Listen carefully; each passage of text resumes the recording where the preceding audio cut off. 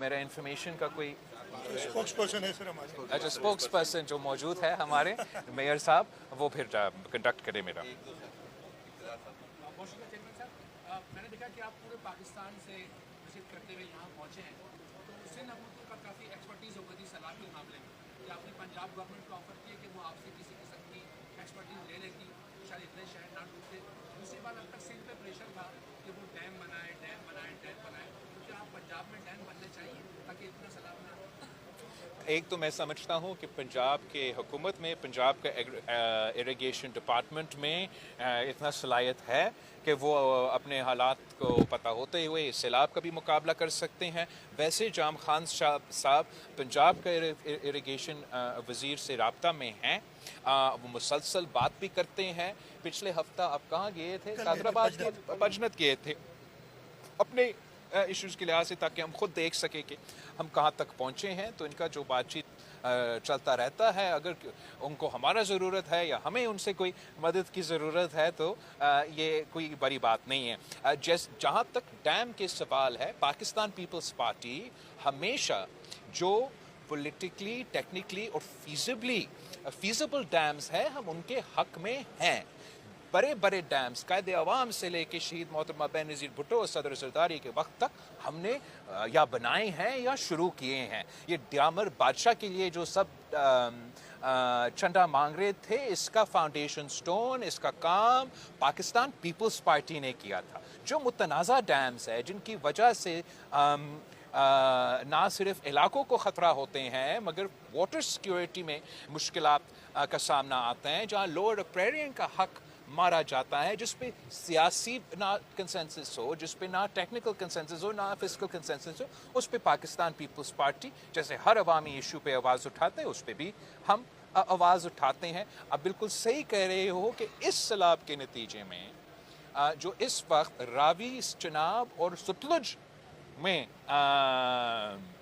سیلاب ہو رہا ہے تو یہ سمجھ سے باہر کی بات ہے کہ انڈس پہ ڈیم بنانے کے یہ شوشے کیوں چھوڑے جا رہے ہیں. اور پورا قوم میں جب ایک قدرتی آفت کا مقابلہ کر رہا ہے تو یہ کون ہے جو بار بار اس قسم کے پروپوزلز فلوٹ کر رہے ہیں جو نہ صرف صوبے میں اختلاف پیدا کرتے ہیں مگر جو پاکستان کا اپنا کیس ہے انڈس واٹر ٹریٹی کے مطابق, اور جو مودی سرکار نے سندھو پہ تاریخی حملہ کیا ہے. ہم چاہتے ہیں کہ چاروں صوبوں بھائی ہو کے مودی کا جواب دے, تو آپس میں نہ لڑنے کا کوئی وجہ ہے.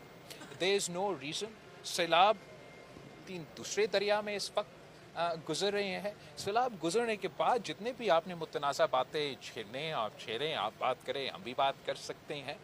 جہاں تک پنجاب کا انفراسٹرکچر ہے, میں نے سنا ہے کہ وہاں وہ اپنا پالیسیز ریویو کرنے کی سوچ رہے ہیں کہ جس طریقے سے ریور بیڈ پہ ہاؤسنگ سوسائٹیز اور دوسری چیزیں شروع کیے گئے, یہ موسمی تبدیلی کے بعد ہم سب کو اپنا پالیسیز کو ریویو کرنا پڑے گا.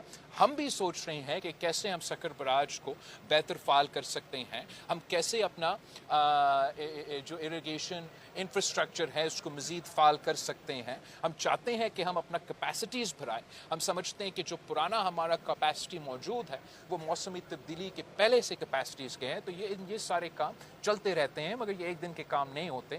ہر قوم میں آپ شارٹ ٹرم کام کرتے, میڈیم ٹرم کام کرتے اور لانگ ٹرم بھی کام کرتے. Thank you. سر یہ بتائیے گا کہ سیلابی صورتحال کی آپ کو بریفنگ ابھی یہاں پہ دی گئی سندھ کی, تو کیا آپ سمجھتے ہیں کہ اس وقت کیا تیاریاں سندھ کی جو کی گئی ہیں, اور کیونکہ موسمیاتی تبدیلی کے حوالے سے آئندہ 10 سال کے لیے بھی یہ سیلاب مسلسل ابھی آنے کے خدشات ہیں, تو ہم لانگ ٹرم میں کیا پلاننگس کر رہے ہیں سندھ گورنمنٹ کی اور پیپلز پارٹی کی سیلاب کے خصوصی حوالے کر سکتے ہیں؟ Thank you. جہاں تک ایک تو بریفنگ آج تو بالکل ادھر سکر پہ ہو رہا ہے, لیکن 2 ہفتے سے میں جام خان صاحب کو تنگ کرتا آ رہا ہوں اور ہمیں مسلسل بریفنگز اور اطلاع مل رہے ہیں.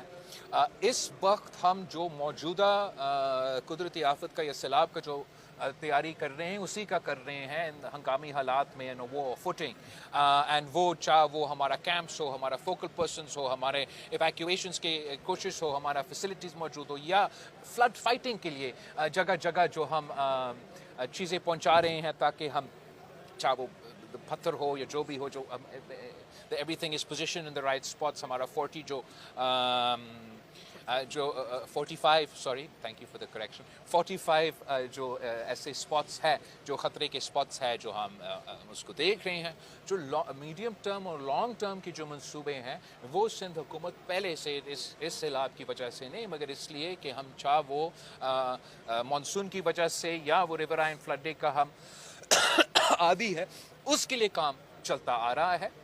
गुदू पे चल रहा है, इधर सक्कर पे चल रहा है। जैसे मैंने बताया था आपको 16 गेट्स को हमने इधर चेंज किया है, ऑटोमाइज किया है। गुड्डू पे भी उन्होंने भी ऑटोमाइजेशन का जो फैसिलिटी है वो शुरू किया है। मज़ीद ऐसे काम आर इन द वर्क्स।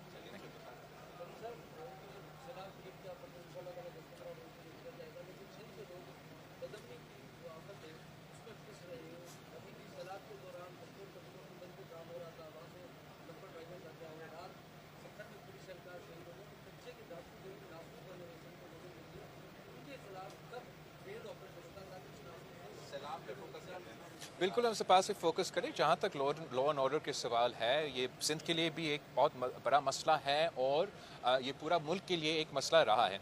आपको याद होगा कि इलेक्शन से पहले एक्चुअली जब से फॉल ऑफ काबिल हुआ, चाहे वो नेशनल असेंबली हो या इधर मेरे जलसे जुलूस में हो, मैं मुसलसल ये बात उठाता आ रहा हूँ। सुनने वाला कोई नहीं था कि ये जो फॉल ऑफ काबिल हुआ है और उसके नतीजे में जो हथियार और जो रिसोर्सेज अफ़गानिस्तान में, मैंने एग्जैक्टली ये कहा था कि ये हथियार जो इन्होंने उधर छोड़ा है ये ना सिर्फ दहशतगर्दों के हाथ आ जाएंगे मगर ये हमारे दूसरे जो लॉ एंड ऑर्डर में मसाइल पैदा होते हैं उन ग्रुप्स के पास ये हथियार आ जाएंगे। और हमने ये देखा।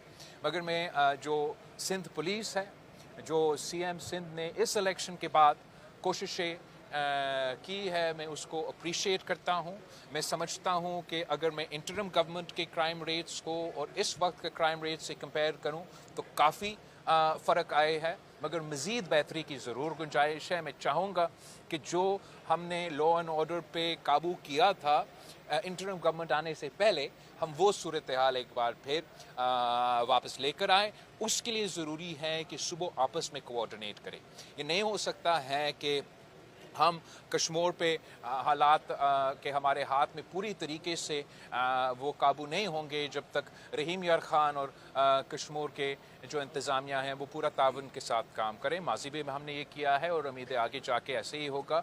मैं उस तरफ था तो जनूबी पंजाब में भी उनके कच्चे के टैकल्स ने बहुत बड़ा हमला किया जिसका हम मज़म्मत करते हैं। और आज ही मुझे SP घोटकी बता रहा था कि उनके कोऑर्डिनेशन है। ऑब्वियसली इस वक्त जो कुदरती आफत चल रहा है, जो सैलाब हो रहा है, तो हमारा फोकस लोगों को जान बचाने पे है।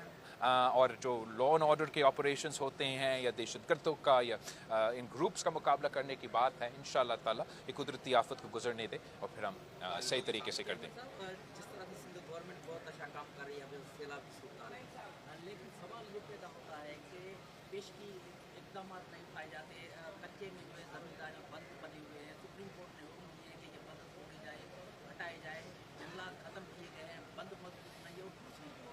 यहाँ पे पुल बनाए गए हैं लाड़काना खैरपुर वाली, वहाँ पे वो कंजस्टेड है और अगर खुदा न खासा सुपर फ्लड आता है तो फिर पानी का जो दबाव है वो सक्कर और लाड़काना के दरमियान रहेगा और बहुत नुकसान भी हो सकता है।